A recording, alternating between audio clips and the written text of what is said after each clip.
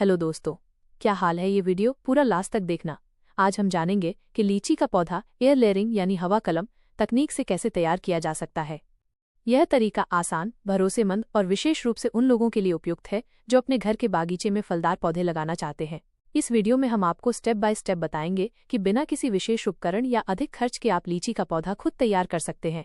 Air layering तकनीक से पौधे लगाने का सबसे बड़ा फायदा ये है कि इससे तैयार पौधा जल्दी फल देने लगता है, क्योंकि ये सीधे मूल पौधे की परिपक्व शाखा से उगाया जाता है।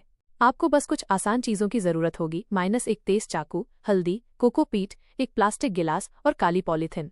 अगर आप इस प्रक्रिया को ध्यानपूर्वक करें तो कुछ ही हफ्तों में आप अपने हाथों से तैयार किया गया लीची का पौधा प्राप्त कर सकते हैं। तो चलिए शुरू करते हैं इस रोमांचक बागवानी प्रक्रिया को, जो आपके गार्डन को और भी सुंदर बना देगी। एयर लेयरिंग की सफलता मुख्य रूप से इस बात पर निर्भर करती है कि आप लीची के पौधे की कौन सी शाखा चुनते हैं।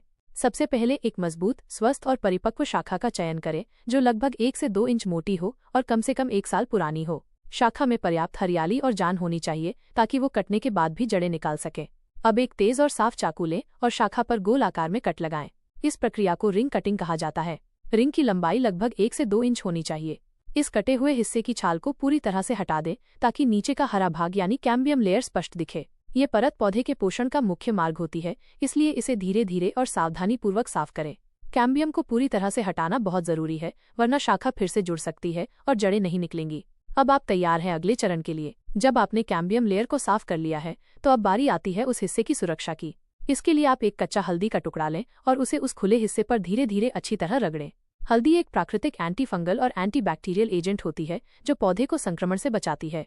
इसके अलावा हल्दी में ऐसे गुण होते हैं जो जड़ों के निर्माण को प्रोत्साहित करते हैं, इसलिए ये एक बेहतरीन प्राकृतिक रूटिंग हार्मोन का काम करती है। अगर आपके पास कच्ची हल्दी नहीं है तो आप हल्दी पाउडर का भी उपयोग कर सकते हैं। पाउडर को थोड़ा पानी में मिलाकर पेस्ट बना लें और उसे कटे हुए हिस्से पर लगाएं। यदि हल्दी पाउडर भी ना हो तो आप एलोवेरा जेल का भी इस्तेमाल कर सकते हैं, क्योंकि उसमें भी जड़ उगाने वाले हार्मोन्स पाए जाते हैं। इन प्राकृतिक विकल्पों से पौधा सुरक्षित भी रहेगा और जल्दी जड़ भी निकालेगा। अब हम एक साधारण प्लास्टिक के गिलास की मदद से एयर लेयरिंग का अगला स्टेप करेंगे। सबसे पहले एक 250 मिलीलीटर का पारदर्शी या सादा प्लास्टिक गिलास लें। गिलास के निचले हिस्से में एक छोटा सा छेद करें जिससे वो शाखा में अच्छे से फिट हो सके। अब गिलास के एक साइड में ऊपर से नीचे तक एक सीधी काट लगाएं ताकि आप उसे शाखा के चारों ओर लपेट सकें। इस गिलास को सावधानी से कटे हुए हिस्से के चारों ओर लगाएं ताकि वो पूरी तरह से उस हिस्से को कवर कर ले। इसके बाद इलेक्ट्रिकल टेप की मदद से गिलास को चारों ओर से अच्छी तरह से चिपका दें ताकि वो अपनी जगह से हिले नहीं। इस गिलास का मकसद है नमी को बनाए रखना और पौधे को एक स्थिर वातावरण देना।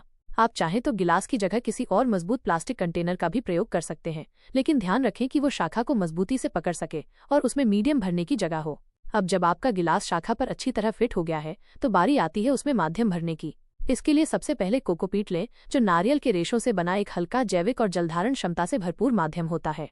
कोकोपीट को एक बर्तन में डालें और उसमें पानी मिलाकर अच्छे से भिगो लें। जब कोकोपीट पूरा भीग जाए और नमी से भर जाए तब उसे धीरे धीरे गिलास में भरना शुरू करें।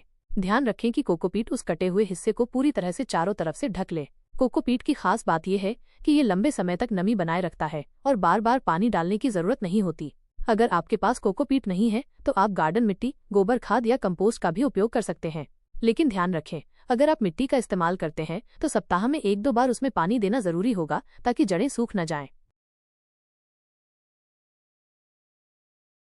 जो एयर लेयरिंग प्रक्रिया में बहुत ही प्रभावशाली भूमिका निभाता है। ये न केवल हल्का होता है बल्कि इसकी जलधारण क्षमता भी बहुत अधिक होती है। जब आप कोकोपीट को गिलास में भरते हैं तो ये कटे हुए हिस्से को चारों ओर से अच्छी तरह ढक लेता है, जिससे नमी लंबे समय तक बनी रहती है। यही नमी जड़ों के विकास में मदद करती है। इसके अलावा कोकोपीट में पौधे की जड़ों के लिए जरूरी सूक्ष्म पोषक तत्व भी मौजूद होते हैं जो जड़ों को मजबूत बनाते हैं। इसकी वजह से आपको बार बार पानी देने की जरूरत नहीं पड़ती। अगर आपके पास कोकोपीट नहीं है तो चिंता की बात नहीं है, आप इसकी जगह पर गार्डन की मिट्टी, कंपोस्ट या वर्मी कंपोस्ट का भी इस्तेमाल कर सकते हैं। बस ध्यान रखें कि अगर आप इन वैकल्पिक विकल्पों का उपयोग करते हैं तो सप्ताह में कम से कम 1-2 बार पानी अवश्य दें ताकि माध्यम सूख न जाए। पौधे की जड़ों को लगातार नम वातावरण की जरूरत होती है। अब अगला महत्वपूर्ण कदम है गिलास को ढकना, ताकि अंदर का वातावरण जड़ों के विकास के लिए अनुकूल बना रहे। इसके लिए आप एक काली पॉलीथीन शीट या एल्यूमिनियम फॉइल का इस्तेमाल कर सकते हैं। काली पॉलीथीन का फायदा ये है कि ये धूप या रोशनी को अंदर नहीं जाने देती, जिससे गिलास के अंदर अंधेरा बना रहता है। अंधेरे में पौधे की जड़ें ज्यादा तेजी से बनती हैं, क्योंकि प्राकृतिक रूप से जड़ें प्रकाश से दूर अंधेरे वातावरण में ही पनपती हैं। इसके साथ ही काली पॉलीथीन नमी को भी बरकरार रखती है और तापमान को स्थिर बनाए रखती है। आप पॉलीथीन को अच्छे से गिलास के चारों ओर लपेटें और ऊपर तथा नीचे से जिप टाई या मजबूत धागे से बांध दें ताकि हवा अंदर न जाए। अगर पॉलीथीन न हो तो एल्यूमिनियम फॉयल भी काम आ सकता है, लेकिन ध्यान रहे कि कवरिंग अच्छी तरह से सील होनी चाहिए। यह स्टेप जड़ों की सफल ग्रोथ के लिए बेहद जरूरी है। एयर लेयरिंग प्रक्रिया को सफलतापूर्वक करने के लिए सही मौसम का चुनाव बहुत जरूरी है। लीची का पौधा गर्म और आर्द्र जलवायु में सबसे अच्छा विकसित होता है, इसलिए एयर लेयरिंग करने का सबसे उपयुक्त समय होता है वसंत ऋतु, मार्च अप्रैल से लेकर गर्मी के मौसम मई जून तक। इन महीनों में वातावरण में नमी होती है, तापमान भी पौधों की वृद्धि के लिए अनुकूल होता है, जिससे जड़ें जल्दी विकसित होती हैं। अगर आप ये प्रक्रिया सर्दियों में करते हैं तो जड़ों को बनने में अधिक समय लग सकता है, क्योंकि ठंड के कारण पौधे की वृद्धि धीमी हो जाती है। वहीं मानसून के समय अत्यधिक नमी से फंगस लगने का खतरा होता है, इसलिए गर्मी और वसंत का समय सबसे बेहतर होता है। कोशिश करें कि जब आप ये प्रक्रिया करें उस दौरान मौसम न बहुत गर्म हो न बहुत ठंडा, और हफ्ते में कुछ दिन हल्की फुल्की बारिश या नमी बनी रहे। इससे जड़ों के निकलने की संभावना बहुत अधिक बढ़ जाती है। लगभग 45 से 50 दिनों के बाद आप देखेंगे कि जिस गिलास को आपने शाखा पर लगाया था उसमें सफेद और मजबूत जड़ें दिखने लगेंगी। यह इस बात का संकेत है कि पौधा अब अपनी खुद की जड़ें बना चुका है और उसे मूल पौधे से अलग किया जा सकता है। अब बहुत सावधानी से गिलास को खोलें और पॉलीथीन या फॉयल को हटाएं। ध्यान रहे कि इस दौरान जड़ें बिल्कुल भी न टूटें, क्योंकि वे बहुत नाजुक होती हैं। अब एक साफ और धारदार कटर या कैंची से उस शाखा को ठीक जड़ों के थोड़ा नीचे से काट लें। काटते समय ध्यान दें कि झटका न लगे और कट सीधा हो। अब ये शाखा एक स्वतंत्र पौधे में बदल चुकी है, जिसे आप गमले या जमीन में लगा सकते हैं।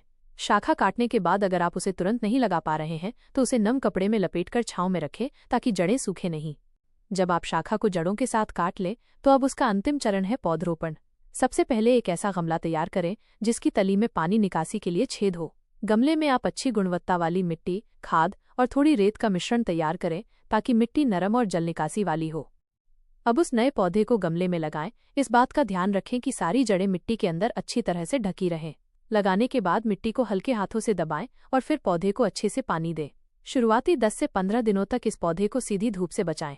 आप इसे किसी ऐसी जगह रखें जहां पर हल्की रोशनी हो, लेकिन तेज धूप न पड़े, क्योंकि नई जड़ें अभी नाजुक होती हैं। ज्यादा धूप से पौधा कमजोर हो सकता है या मुरझा सकता है।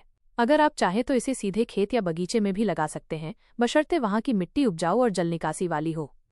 जब पौधा गमले या जमीन में अच्छी तरह लग जाए तो उसका ध्यान रखना बहुत जरूरी हो जाता है। शुरू के कुछ हफ्तों तक नियमित रूप से नमी बनाए रखें, यानी जब मिट्टी सूखी